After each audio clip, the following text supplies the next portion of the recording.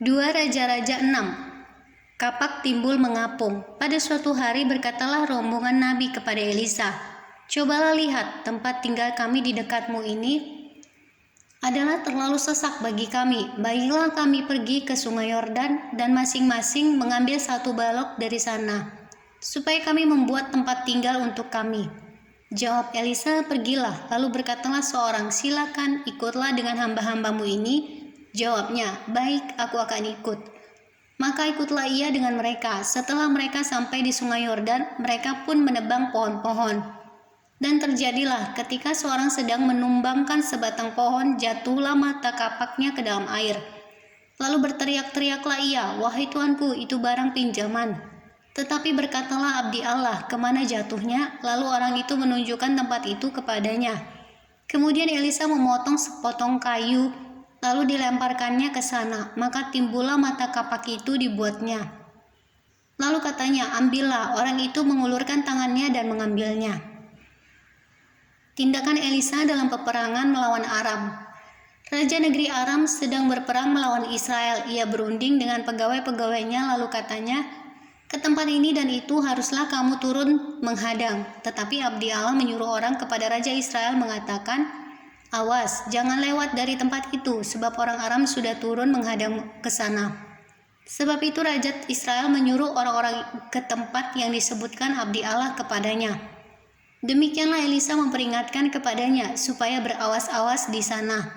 Bukan sekali 2 kali saja, lalu mengamuklah hati Raja Aram tentang hal itu.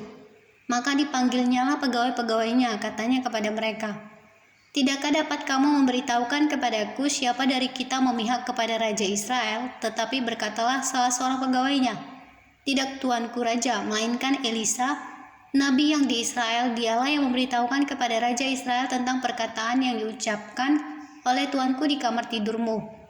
Berkatalah Raja, "Pergilah melihat di mana dia, supaya aku menyuruh orang menangkap dia." Lalu diberitahukanlah kepadanya, "Dia ada di Dotan." Maka dikirimnyalah ke sana kuda serta kereta dan tentara yang besar. Sampailah mereka pada waktu malam lalu mengepung kota itu. Ketika pelayan abdi Allah bangun pagi-pagi dan pergi keluar, maka tampaklah suatu tentara dengan kuda dan kereta ada di sekeliling kota itu. Lalu berkatalah bujangnya itu kepadanya, "Celaka tuanku, apakah yang akan kita perbuat?" Jawabnya, "Jangan takut, sebab lebih banyak yang menyertai kita daripada yang menyertai mereka." Lalu berdoalah Elisa, "Ya Tuhan, bukalah kiranya matanya supaya ia melihat." Maka Tuhan membuka mata bujang itu sehingga ia melihat. Tampaklah gunung itu penuh dengan kuda dan kereta berapi sekeliling Elisa. Ketika orang-orang Aram itu turun mendatangi dia, berdoalah Elisa kepada Tuhan, "Butakanlah kiranya mata orang-orang ini." Maka dibutakannyalah mata mereka sesuai dengan doa Elisa. Kemudian berkatalah Elisa kepada mereka, "Bukan ini jalannya dan bukan ini kotanya, ikutlah aku. Maka aku akan mengantarkan kamu kepada orang yang kamu cari." Lalu diantarkannya mereka ke Samaria. Segera sesudah mereka sampai ke Samaria, berkatalah Elisa, "Ya Tuhan, bukalah mata orang-orang ini supaya mereka melihat." Lalu Tuhan membuka mata mereka, sehingga mereka melihat dan heran, mereka ada di tengah-tengah Samaria. Lalu bertanyalah Raja Israel kepada Elisa, tatkala melihat mereka, "Kubunuhkah mereka, Bapak?" Tetapi jawabnya, "Jangan, biasakah kau bunuh yang kau tawan dengan pedangmu dan dengan panahmu? Tetapi hidangkanlah makanan dan minuman di depan mereka, supaya mereka makan dan minum lalu pulang kepada tuan mereka." Disediakannyalah bagi mereka jamuan yang besar, maka makan dan minumlah mereka. Sesudah itu dibiarkannyalah mereka pulang kepada tuan mereka. Sejak itu tidak ada lagi gerombolan-gerombolan Aram memasuki negeri Israel.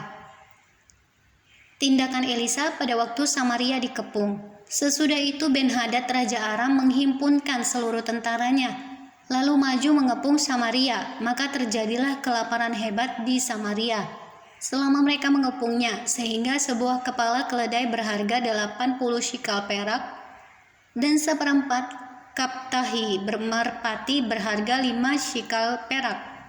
Suatu kali ketika Raja Israel berjalan di atas tembok, datanglah seorang perempuan mengadukan halnya kepada raja sambil berseru, Tolonglah ya Tuanku Raja, jawabnya, jika Tuhan tidak menolong engkau, dengan apakah aku dapat menolong engkau? Dengan hasil pengirikankah atau hasil pemerasan anggur? Kemudian bertanyalah raja kepadanya, ada apa? Jawab perempuan itu, perempuan ini berkata kepadaku, berilah anakmu laki-laki supaya kita makan dia pada hari ini, dan besok akan kita makan anakku laki-laki. Jadi kami memasak anakku dan memakan dia. Tetapi ketika aku berkata kepadanya pada hari berikutnya, berilah anakmu supaya kita makan dia, maka perempuan itu menyembunyikan anaknya. Tatkala raja mendengar perkataan perempuan itu, dikoyakkannyalah pakaiannya, dan sedang ia berjalan di atas tembok, kelihatanlah kepada orang banyak bahwa ia memakai kain kabung pada kulit tubuhnya. Lalu berkatalah raja, beginilah kiranya Allah menghukum aku. Maka lebih daripada itu, jika masih tinggal kepala Elisa bin Safat di atas tubuhnya pada hari ini, adapun Elisa duduk-duduk di rumahnya, dan para tua-tua duduk bersama-sama dia. Raja menyuruh seorang berjalan mendahuluinya, tetapi sebelum suruhan itu sampai kepada Elisa, Elisa sudah berkata kepada tua-tua itu, tahukah kamu bahwa si pembunuh itu menyuruh orang untuk memenggal kepalaku? Awas-awaslah, apabila suruhan itu datang, segeralah tutup pintu dan tahanlah dia, supaya orang itu jangan masuk. Bukankah sudah kedengaran bunyi langkah tuannya di belakangnya? Selagi ia berbicara dengan mereka, datanglah raja mendapatkan dia. Berkatalah raja kepadanya, sesungguhnya malapetaka ini adalah daripada Tuhan. Mengapakah aku berharap kepada Tuhan lagi?